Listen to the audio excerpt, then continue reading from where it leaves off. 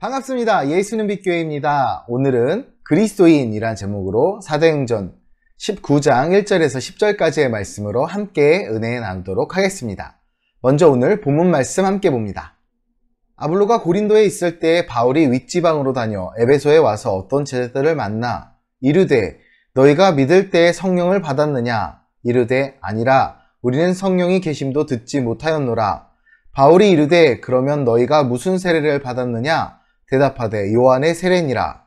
바울이 이르되 요한이 회개의 세례를 베풀며 백성에게 말하되 내 뒤에 오시는 이를 믿으라 하였으니 이는 곧 예수라 하거늘 그들이 듣고 주 예수의 이름으로 세례를 받으니 바울이 그들에게 안수함에 성령이 그들에게 임하심으로 방언도 하고 예언도 하니 모두 12사람쯤 되니라.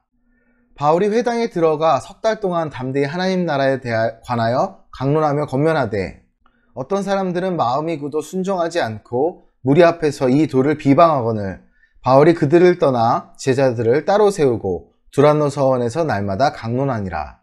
2해 동안 이같이 하니 아시아에 사는 자는 유대인이나 헬라인이나 다 주의 말씀을 듣더라. 아멘. 사도행전은 신약 성경의 유일한 역사서라고 합니다. 우리가 성경을 볼 때 구분을 하여 볼 수 있습니다. 먼저 성경은 크게 구약과 신약으로 나뉘지요. 그리고 구약에는 모세오경, 역사서, 시가서, 선지서, 그리고 선지서에는 대선지서와 소선지서가 있죠.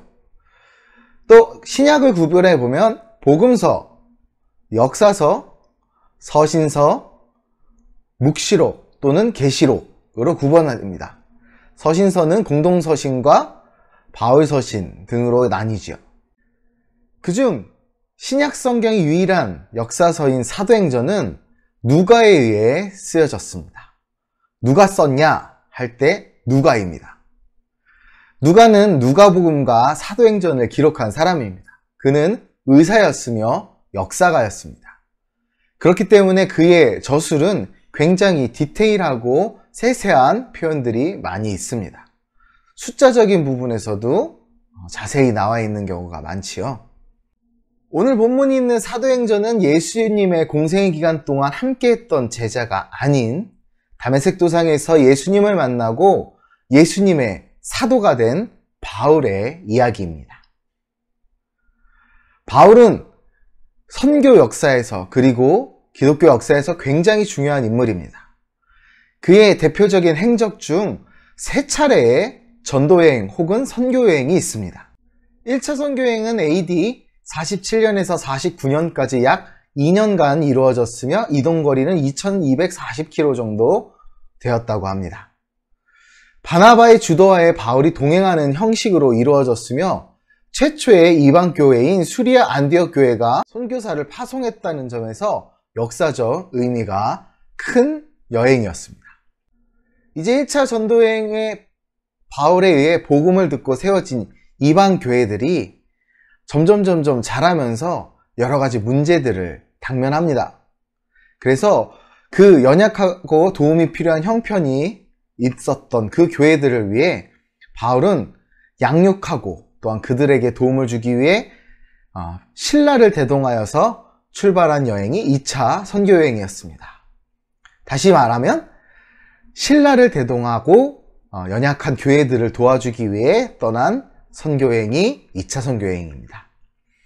AD 49년에서 52년까지 총 3년에 걸쳐 장장 5,600km 정도, 4,500에서 5,600km 정도의 긴 거리를 여행한 바울은 2차 선교여행에서 유럽 지역의 복음을 처음 전하게 됩니다. 바로 여기에 큰 의미가 있지요. 우리가 잘 알고 있듯이 기독교라는 이 종교적인 형태의 모습을 갖춘 것은 유럽에서 진행되었습니다. 그렇기 때문에 유럽에 복음이 전해졌다는 것은 현재 우리가 하나님을 믿고 그 믿음을 실천할 수 있는 근간과 기회가 생겼다는 거지요.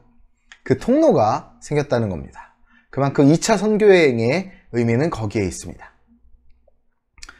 이제 마지막 3차 여행을 떠나게 되는데 이 3차 여행은 18장 23절의 기록에서 시작하여 사도행전 21장 17절에서 19절의 예루살렘에 도착하기까지의 내용을 다루고 있습니다. 3차 전도여행은, 3차 선교여행은 2차 선교여행 후 불과 몇 개월 지나지 않아서 다시금 이루어졌고, AD 53년, 곧 바울의 나이가 약 52세로 추정되는 그 시기에 출발하였습니다. 오늘 본문은 바울의 3차 여행 중의 이야기입니다. 바울의 선교여행은 역사적 의미도 크지만 당시 사회와 이어서 지금 현재를 살아가는 우리에게도 많은 영향을 주고 있습니다. 오늘 본문 19장에서 누가는 에베소 중심으로 한 3차 전도여행 이야기를 기록하므로 그 이야기를 통해 복음이 한 사회를 어떻게 변화시킬 수 있는지에 대해 설명하기 시작합니다. 우리 함께 본문 말씀으로 들어가 보겠습니다. 바울의 3차 여행 거점은 바울이 2차 전도여행을 마칠 때 1절과 18장 19절에 기록되었듯이 브리스길라 아굴라를 머물게 한 아시아의 에베소였습니다.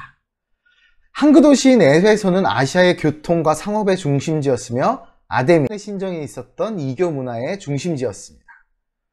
그런데 그곳은 아볼로처럼 세례요한과 예수님에 대해 이미 알고 있던 제자들과 회당에서 변론하는 바울을 무조건 배척하지 않고 오히려 더 머물러 달라고 요청하는 유대인이 많이 있었습니다. 그만큼 그들은 철학과 문화에 대해서 굉장히 깨어있던 사람들이며 또한 그런 강론을 하는 것에 대해서 즐기는 사람들이었죠. 지식에 대한 갈급함이 있는 사람들이 이렇게 복음을 간절히 원할 때 그 파급 효과는 굉장히 큽니다. 에베소에 도착한 바울은 마치 예수님이 유대 갈릴리에서 사역하셨던 것과 흡사한 사역을 시작합니다. 예수님이 세례요한 다음에 오셔서 사역하셨던 것처럼 바울은 그들에게 누가복음 3장 16절에 세례요한이 전했던 성령과 불로 세례를 베푸시는 분, 곧 예수님을 전하며 예수님의 이름으로 세례를 받게 하고 그들을 안수해 성령의 세례를 베풀었습니다. 누가는 그들의 숫자가 12명쯤 되었다고 밝힙니다. 이 누가복음이나 사도행전의 누가의 정확한 그 성격, 디테일한 모습이 여기서도 나오죠. 12명, 우리가 이 숫자를 볼 때 무엇을 떠올릴 수 있죠? 먼저는 야곱의 12아들, 이스라엘의 12아들, 이스라엘의 12지파, 그리고 예수님의 12제자를 떠오르게 됩니다. 이는 예수님이 세례 요한의 제자들을 대상으로 새 시대의 복음을 전하시고 그들을 제자 삼으셨던 것과 같은 비슷한 모습입니다. 그 모습을 떠오르게 하지요. 바울은 철저하게 성령에 붙들려 있었던 사람입니다.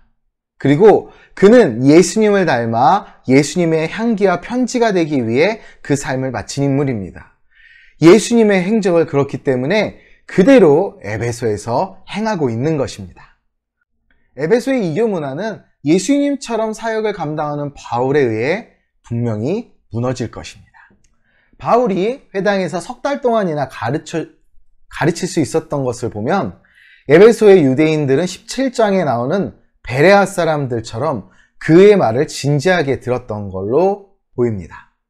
앞서 언급했던 것처럼 이 에베소라는 지역은 이 헬라 철학이 굉장히 융성했던 문화와 철학의 중심지였죠. 그만큼 지식인들이 많았고 새로운 지식에 대한 갈급함이 있는 부류들이 분명히 있었습니다. 현 시대에도 마찬가지지요. 신학적인 것도 그렇고 그리고 여러 가지 지식적인 것도 또 유행이라는 것이 있는데 그것들을 따라가는 사람과 그것들을 경계하는 사람들이 있죠. 마찬가지로 에베소에서도 그리스도, 바로 바울이 전하는 예수님에 대한 이야기가 신학적인 것과 철학적인 것, 그리고 그 복음이 에베소의 사람들에게는, 일부의 에베소의 사람들에게는 굉장히 신선하고 그 마음으로 움직이는 말씀이었던 것입니다.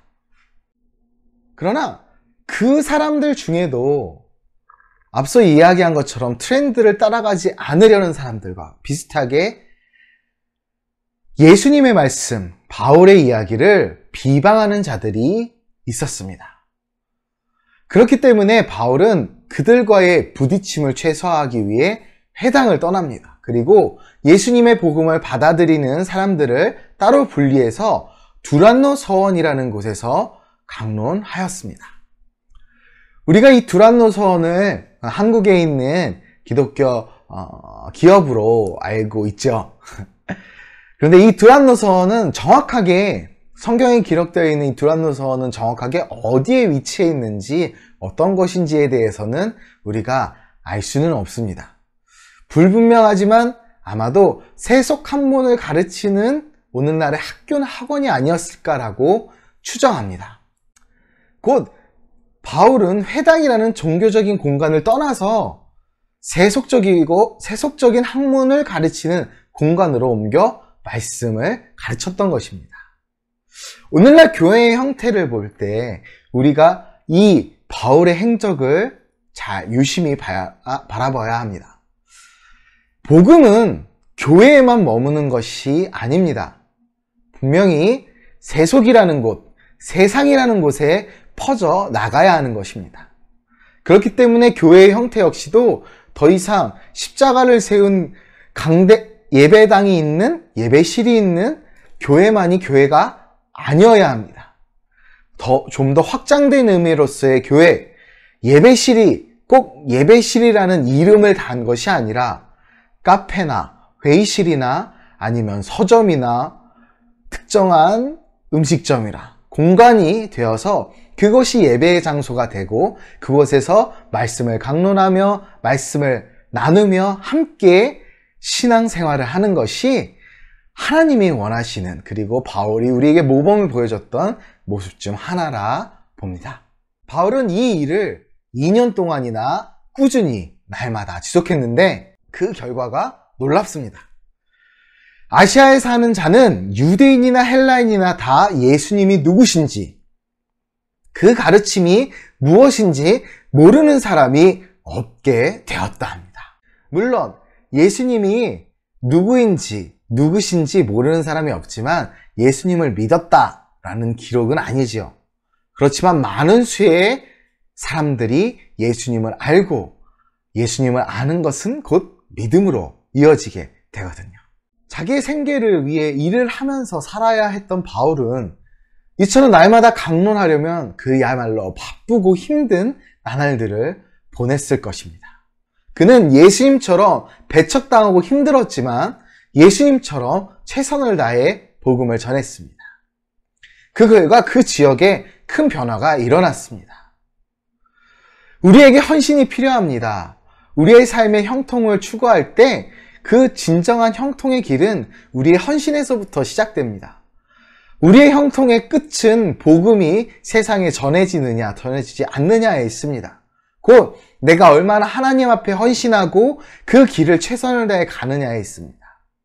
목회자들에게 권면합니다.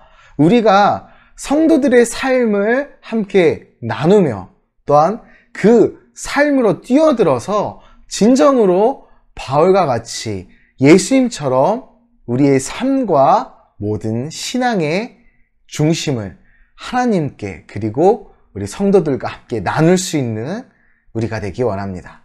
또한 성도님들도 마찬가지입니다. 교회는 쉬는 공간이 아닙니다. 아주 몇 해 전부터는 계속해서 안식에 대한 이야기가 많이 나왔었습니다. 그러나 안식을 위한 공간은 교회가 아닙니다.